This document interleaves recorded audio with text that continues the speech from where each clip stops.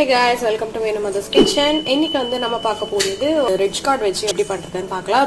ரொம்ப easy and super taste வந்து சூப்பரா இருக்கும். சோ இப்போ வந்து ஃபர்ஸ்ட் நம்ம இது மேல இருக்குது எல்லாமே வந்து ஃபர்ஸ்ட் க்ளீன் பண்ணிடணும். சோ மேல வந்து ஸ்கின் பீல் பண்ணியாச்சு. கொஞ்சம் நீங்க வந்து ஃபர்ஸ்ட் மெயினா பார்க்க வேண்டியது என்னன்னா இது கொஞ்சம் டேஸ்ட் பண்ணி பார்க்கணும். சில நேரம் வந்து கசக்கும்.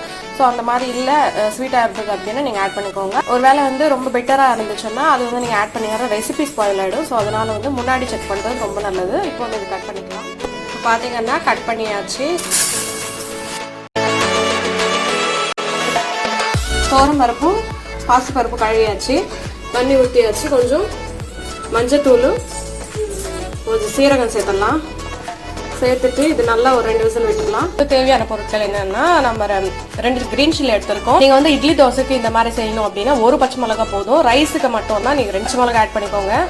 அடுத்து வந்து கொஞ்சம் உடச்ச கடலை 1 டேபிள் ஸ்பூன் அளவுக்கு, கொஞ்சம் வந்து கசகசா தண்ணியில ஊற வச்சிருக்கேன்.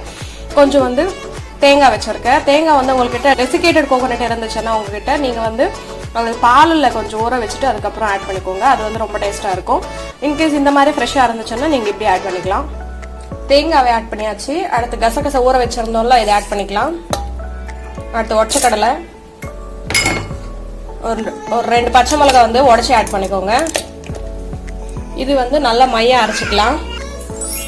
பேஸ்ட் ரெடி ஆயிடுச்சு. ஸோ இது வந்து இப்போ குழம்பு எப்படி பண்றதுன்னு பார்க்கலாம்.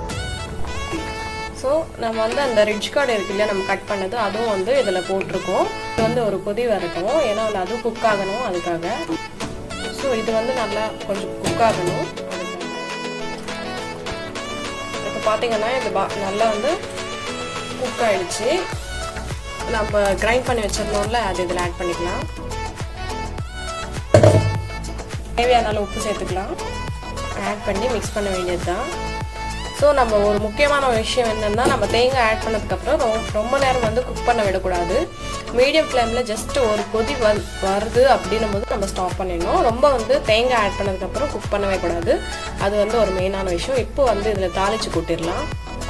ஸோ எண்ணெய் ஊற்றிருக்கேன். கொஞ்சம் கடுகு போட்டதுக்கப்புறம்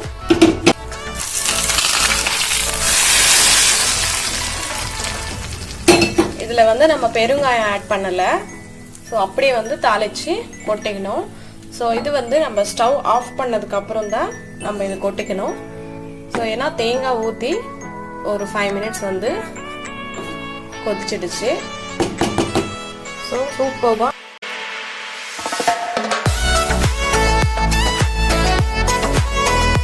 இருக்குன்னு சொல்லிட்டு மறக்காம கமெண்ட்ல சொல்லுங்க. பிடிச்சிருந்தா வேறு மதர்ஸ் கிச்சனுக்கு சப்ஸ்கிரைப் பண்ணுங்க. தேங்க்யூ ஸோ மச் ஃபார் வாட்சிங்.